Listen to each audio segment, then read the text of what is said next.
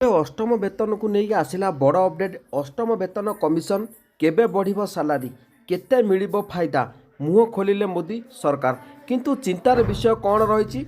तो देखो बर्तमान समय नूतन वेतन कमिशनर सुपारिश केबे कार्यकारी हम जानवा पाइबे केते हिताधिकारी एथिरे सामिल हेबे ताहा भी मध्य आपण मानू कहबी। अष्टम वेतन कमिशन सुपारिश केबे लागू हेबो कमिशन को रिपोर्ट केबे आशा करा जाउची दरमा एवं पेंशन केते वृद्धि आशा करा जाई परिबो एहा द्वारा केते लोक उपकृत हेबे एवं सरकार पाखरे पांठी अछि कि नाही ए सब तथ्य आपण माने वर्तमान समय पंडा के वीडियो जानवा पाइबे। तबे अष्टम वेतन कमिशन ने जो माने अपेक्षा करछथि जो सार माने अछंती तो निहाती भाव में आपण माने देखंतु तो जहाँ भी किसी अपडेट मो पाखर अछि मु आपण मान सहित शेयर करिवि। जदि भल लागे पंडा के वीडियो तेबे आपण माने लाइक करिवे कमेंट रे आपण मानकर मतामत जणैबे आउ चैनल को मध्य सब्सक्राइब करिवे। तेबे चलंतु मु आपण मानकु अपडेट गुडिक बते देबी स्टेप बाय स्टेप। आबे आगे जानिबा नूतन वेतन कमिशनर सुपारिश केबे कार्यकारी हबो केते हिताधिकारी एथिरे सामिल हेबे। तो तेबे अष्टम वेतन कमिशन को नहीं संपर्क में केंद्रीय कर्मचारी एवं पेंशन भोगी मध्य आलोचना चली तारीख बकेया एवं दरमा वृद्धि विषय में समस्त अनेक प्रश्न होची 2026 दरमा वृद्धि हेबो कि नहीं रिपोर्ट केबे प्रकाशित हम पूरा ए टू जेड मु आपण मानकु अपडेट बताई दूची। तेबे प्रथम आम जानिबा नूतन वेतन कमिशन सुपारिश केबे कार्यकारी हेबो एवं केते हिताधिकारी एथिरे सामिल हेबे। तेबे सोमवार लोकसभा अर्थमंत्री अर्थ राष्ट्रमंत्री पंकज चौधरी लिखित उत्तर में यही सूचना दि जाइए जे नूतन वेतन कमिशन सुपारिश केबे कार्यकारी हेबो एवं केते हिताधिकारी एथिरे सामिल हेबे बोली तांको पचरा जाइथिला। अष्टम वेतन कमिशन कार्यकारी करने संपर्क में एक तारका चिन्हित प्रश्न उत्तर दे मंत्री कहिसेंति जे कमिशन पूर्व गठन हो सारी एवं यार संदर्भ शर्तावली TOR 3 नवेम्बर 2025 अर्थ मंत्रालय एक संकल्प माध्यम सूचित करा जाइथिला। से गृह को सूचना देते जे अष्टम केंद्रीय वेतन कमिशन कार्यकारी हेबार तारीख सरकार द्वारा स्थिर करा जिवो एवं गृहीत सुपारिश गुड़ी को चूड़ांत हेबा परे कार्यकारी करने उपयुक्त पांठी आवंटन करा जिवो। तेबे आमे प्रथमे जानिले कौन ना नूतन वेतन कमिशनर सुपारिश केबे कार्यकारी हेबो एवं केते हिताधिकारी एथिरे आपण माने सामिल हेबे बुझिपारे कि नहीं। तेबे वर्तमान आम कौन जानिबा अष्टम वेतन कमिशन सुपारिश केबे लागू हेबो तो बुझिपारछन कि नहीं। तो प्रथम आम दुईटी अपडेट जानिले नूतन वेतन कमिशनर सुपारिश केबे कार्यकारी हेबो केते हिताधिकारी एथिरे सामिल हेबे। तेबे अष्टम वेतन कमिशन सुपारिश केबे लागू हेबो तेबे अष्टम वेतन कमिशन सुपारिश केबे लागू हेबो यह सबुठारु बड़ प्रश्न जो कर्मचारी मैंने अच्छा साधारणतः आशा करुले सुपारिश गुड़िक विलंब हेले मध्य से गुड़िक जनवरी 1 2026 कार्यकारी बोली विवेचना करा जिवो एवं सेमाने बकेया पाउना पाइबे। तथापि सरकार संसद में स्पष्ट करिसेंति जे कार्यकारी तारीख उपरे ए पर्यंत कौनसी निष्पत्ति निया जाई नाही।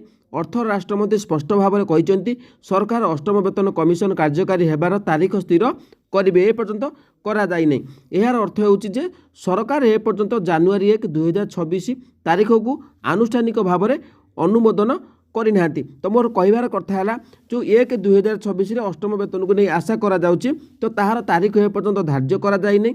तो 1 2026 तारीख को आनुष्ठानिक भाव में अनुमोदन करना बुझिपारछन्ति कि नहीं। तापर रहिला कमिशन को रिपोर्ट केबे आशा करा जाउछि देखंतु सरकार कहिसेन जे कमिशन को कार्य पूर्व आरंभ हो सारी अर्थ मंत्रालय नवेम्बर 3 2025 कमिशन को संदर्भर शर्तावली TOR जारी करथिला।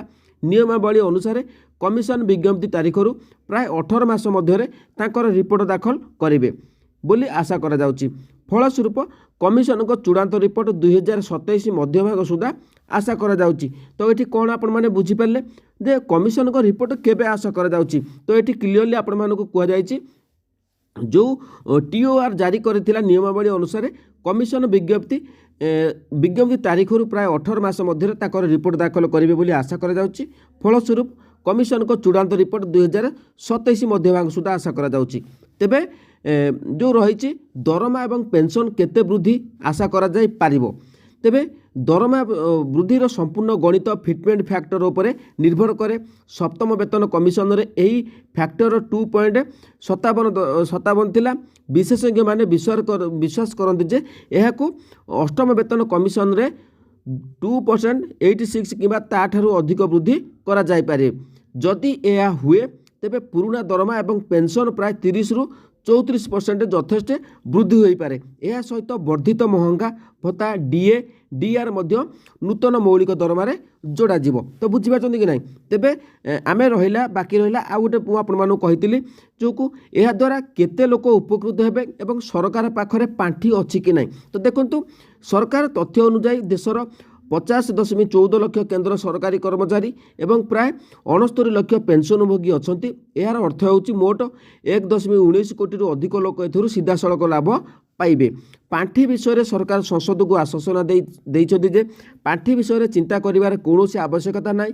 କମିଶନଙ୍କ ସୁପାରିଶଗୁଡ଼ିକୁ ଅନୁମୋଦନ ହେବା ମାତ୍ରେ ସରକାର ସେଗୁଡ଼ିକୁ କାର୍ଯ୍ୟକାରୀ କରିବା ପାଇଁ ବଜେଟ୍ରେ ପର୍ଯ୍ୟାପ୍ତ ପାଣ୍ଠି ଆବଣ୍ଟନ କରିବେ। ତ ଦେଖାଯାଉ ତ କ'ଣ ଆସୁଛି ଅଷ୍ଟମ ବେତନ କମିଶନକୁ ନେଇ ନୂଆ ରିପୋର୍ଟ କେବେ ଆସୁଛି ତାହା ଦେଖିବାକୁ ବାକି ରହିଲା। ଯଦି ଅଷ୍ଟମ ବେତନ କମିଶନ ଲାଗୁ ହୋଇଯାଉଛି ତେବେ ଅନୁମାନ କରନ୍ତୁ ତ 50ରୁ 50 ଲକ୍ଷ କେନ୍ଦ୍ର ସରକାରୀ କର୍ମଚାରୀ ଅଛନ୍ତି ଏବଂ 69 ଲକ୍ଷ ପେନ୍ସନଭୋଗୀ ଅଛନ୍ତି।